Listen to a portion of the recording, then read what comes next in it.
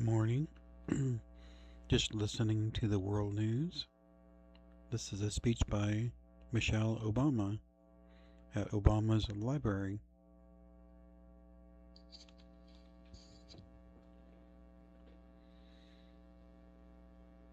I got my tissue in hand. I don't know about all of you. Um, wow. Hello, everyone, and what a beautiful day, right? Nothing like a project by my husband to bring out the sun. Let me start by thanking Addison for that magnificent introduction and for exemplifying the heart excellence and determination that has blossomed right here on the South Side for a very long time. I also want to send some love to everyone who made this day a reality. The construction workers, landscapers, designers, the architects, artists, chefs, our staff, our board members, our donors. Barack and I simply cannot thank you enough for the care and brilliance you poured into every square inch of this campus. I also want to recognize all of the elected officials and distinguished leaders from around the city, the state, the country, and yes, the world. Thank you for being here to celebrate with us, especially to all of my fellow formers, to Joe and Jill, George and Laura, Bill and Hillary.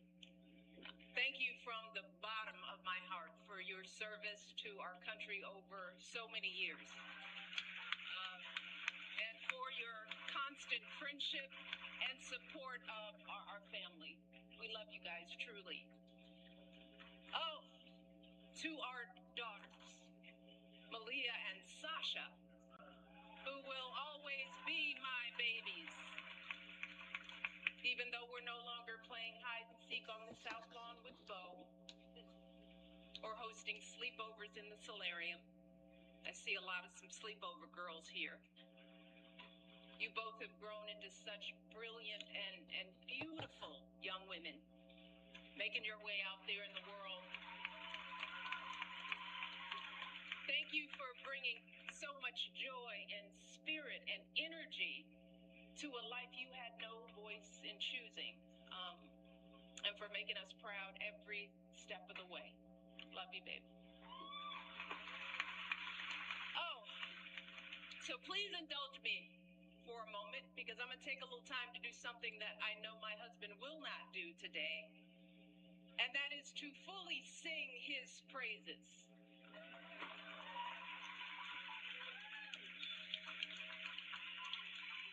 Barack, you got to look at me.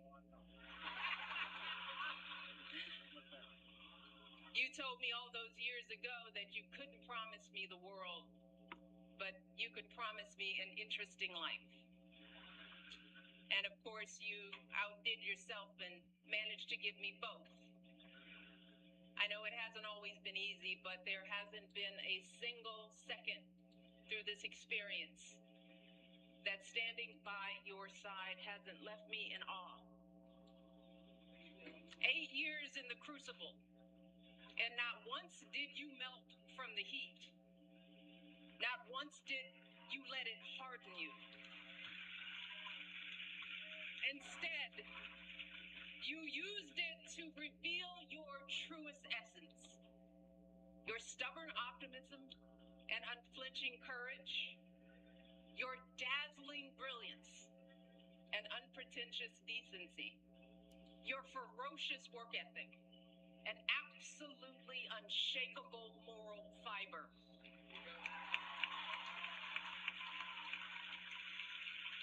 And to do it all as a first, and the higher standard that comes with all that, the claims that a U.S. senator and constitutional law expert wasn't qualified for the job, the lies about your birthright, your faith, your patriotism, the outrage when you stated the biological fact that if you'd had a son, that he too would be black.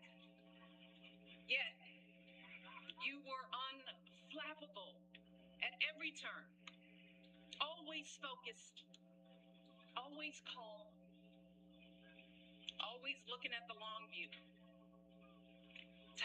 How absurd it is to even imagine that you might have buckled under the pressure even once, lashed out in frustration, lost your temper. How absurd it is to imagine that you might have done anything but make our family and this entire country proud.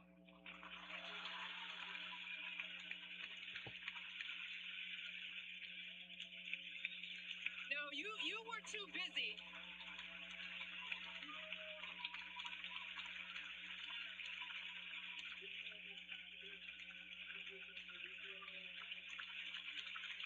I'm not done, y'all. Not done. So much to say. You were doing the people's work, rescuing our economy, expanding healthcare, ending a war, ordering the Bin Laden raid, saving an auto industry, winning a peace prize.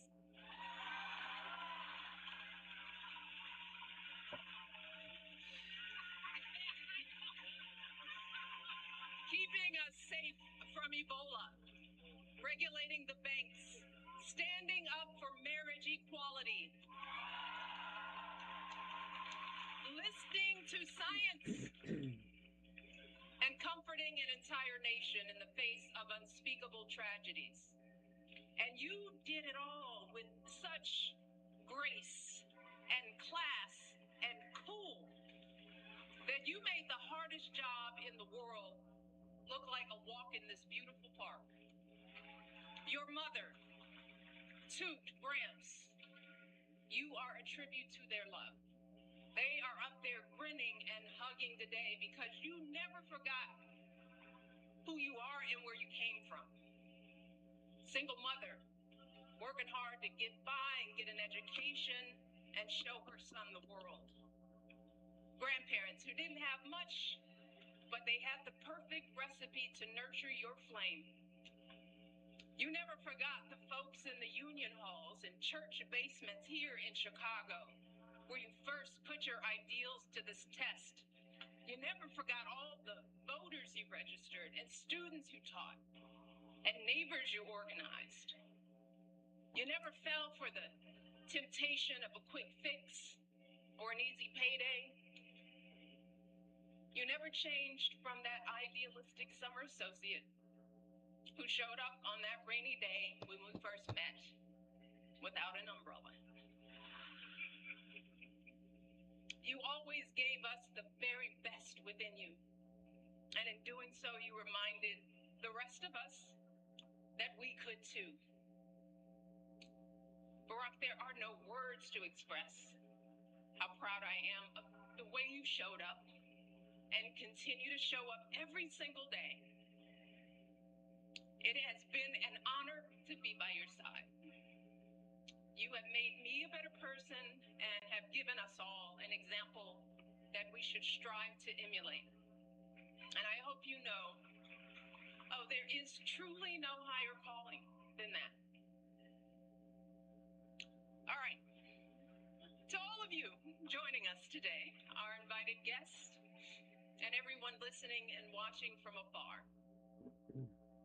The Obama Presidential Center was created as a beacon of hope, a monument to our unshakable values, the ones my husband has exemplified his entire life: equality, empathy, honesty, inclusion, fairness. And especially during these anxious and divisive times, it is so important that we remember that those values are not unique to my husband. They are the same ones that your husbands and wives, your parents and children, your friends and neighbors exhibit and pass on. Every single day, millions of people in this country wake up doing their very best to live decent and purposeful lives. Yeah, we're all tested in one way or another. And there are plenty of times we all fall short. But deep down in our hearts and souls, we all know right from wrong. We know selflessness from greed, righteousness from injustice. We understand that we all rise and fall together, that every last one of us is an invaluable contributor to the greatness of America. And I'm talking about the workers living paycheck to paycheck, hoping to give their kids a better future. The teachers using their own money to take their students on field trips. The business owners struggling to meet payroll but refusing to close their doors. All those folks sweating over stoves to provide meals for their communities. Folks shivering in the freezing cold to deliver our packages. Picking up trash to keep our parks clean. Volunteers dedicating their weekends to coaching t-ball or directing the church choir or mentoring a child. That's where the truth of this country lies. Not in grabbing as much as we can get for ourselves or knocking folks down to prop ourselves up, but in the overwhelming goodness, the relentless striving, the quiet dignity that is inside all of us. Our greatest hope is that this center can reflect back just a fraction of that light. That it can capture the beauty of who we all are, no matter what we look like, or where we come from, or how much money we earn, or how we pray, or vote, or speak, or love. It's why during our administration, we threw open the White House doors to all sorts of folks who don't usually get to meet the president or first lady. The families pinching pennies to send their first child to college. The teenagers who know that a hot afternoon means the bullets start flying. The military spouses and children serving and sacrificing just like their loved ones in uniform. The Native kids showing us that resilience and pride can never be stolen. The 4-H'ers and FFA members with calluses on their hands from feeding livestock. The immigrants proving what it truly means to be a dreamer. These folks aren't Americans too. They are America. They are the beating heart of this country. They are us and we are them. And to ignore this simple truth, to refuse to respect the contributions and experiences of people who aren't exactly like us, y'all, puts us all at risk. Failing to see the humanity in all people puts us all on a slippery slope. And once that slide starts, there's no telling where it stops. A dangerous precedent that flies in the very face of our faith and of the founding promise of this democracy, that all of us are created equal. That each of us is a child of God with inherent value. And no one, and I mean no one, has the right to sit in judgment of who's American enough. This happens because there is no dementia in Israel. If you're a Christian and you don't know that Wow, what a speech. What a speech. That was a great family. Not the current one now. this drink, mentioned 27 times in the Bible, is said to be the reason why Israel is the only country in the world without a single case of Alzheimer's.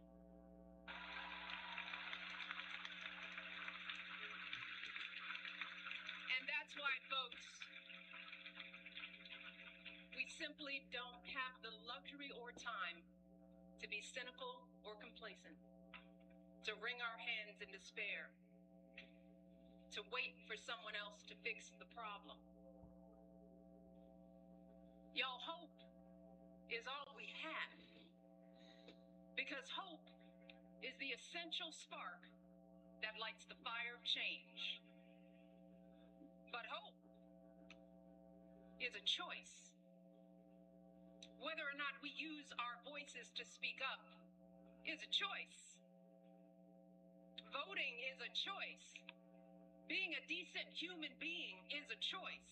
Believing that we still hold the power to build a country that reflects us all is a choice.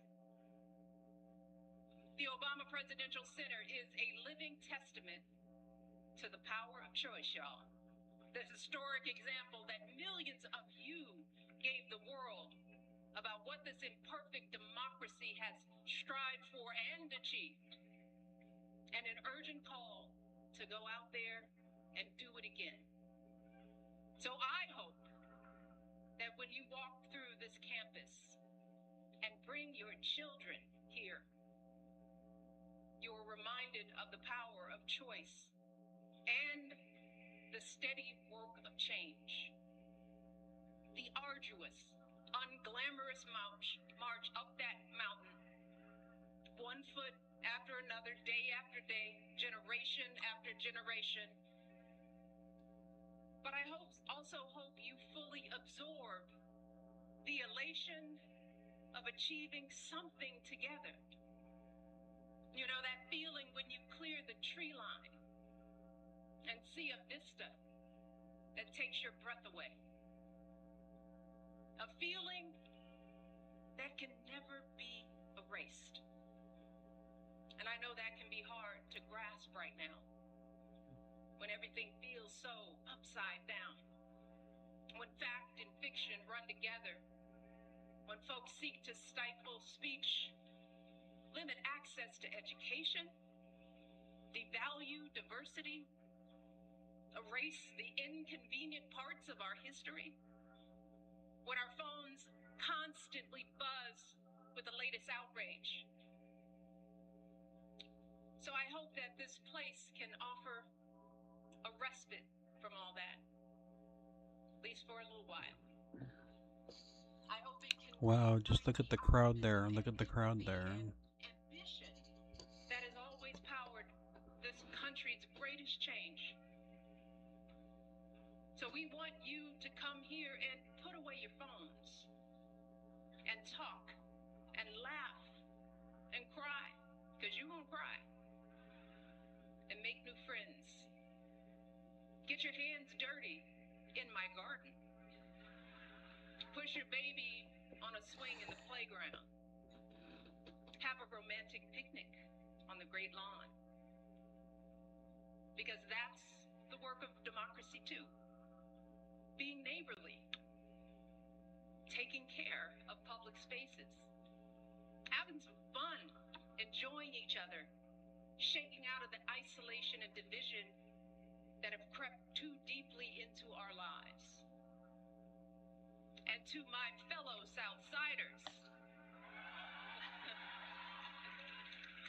I want you all to make this campus a part of your lives. Be inspired by the world-class art. Check out the books from our beautiful public library and bring them back on time. Drop some beats in the recording studio, hit some corner threes at home court, hold birthday parties, jumpstart clothing drives, host citywide cleanup days here. Use this campus to show off this place we call home. Obama Presidential This Library. joyful Obama place speaking. where Marion and Fraser Mrs. Robinson Obama taught their two speaking. kids to dream big. This hopeful place where an unknown guy with an unknown name took flight. This stubbornly optimistic place where family after family scrapes and claws and laughs and dances their way to a better tomorrow. That's what this has always been about. Barack and I have always said that this center is grounded in our stories, but it has never been about us. It's never been for us. And it's going to be here long after we're gone. So what it becomes and how it's preserved, that work has to be done by all of us, just like our democracy. And thankfully, you have shown the world what we are capable of. You've proven that a lasting legacy isn't an award or a name on a building or a number of zeros in a bank account, but the difference we make in one another's lives. It's about seeing each other and showing up for each other and carrying each other when we're weary or faltering or losing faith. That's how you build something that endures. And that's what you all have done at every twist and turn of this extraordinary journey. You have protected and proclaimed the hope that beats within the heart of this campus. You've rekindled and renewed this untamable, unpredictable, and unbreakable democracy. And I know that you all are going to astonish us even more in the months and years ahead, because you all have proven beyond a shadow of a doubt that when we truly see each other, when we strive to bring out the best in ourselves and one another, oh, there is no limit to how high we can go. Thank you all. I love you all. God bless you, and God bless this country we love.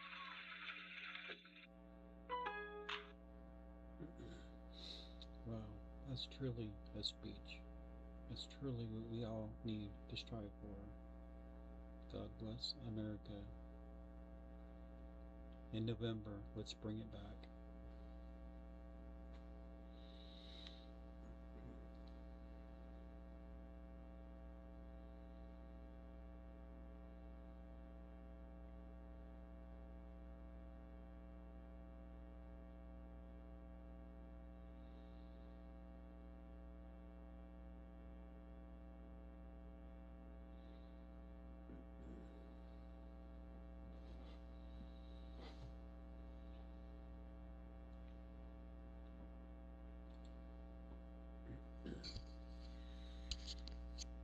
Now that's truly an American story. A story from our past. A story of a great president that we once had. Let's strive all together to get that once more. Let's get it back. Let's get it back in November. That's my news story today.